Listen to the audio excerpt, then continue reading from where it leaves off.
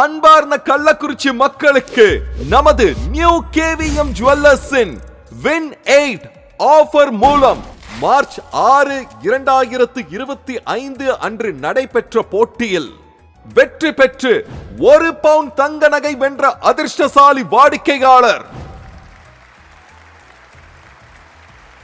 மேலும் win 8 offer மூலம் March 6, 2025 அன்று நடைபெற்ற போட்டியில் வெற்றி பெற்று 100 கிராம் வெள்ளி ஆபரணங்கள் வென்ற அதிர்ஷ்டசாலி வாடிக்கையாளர்.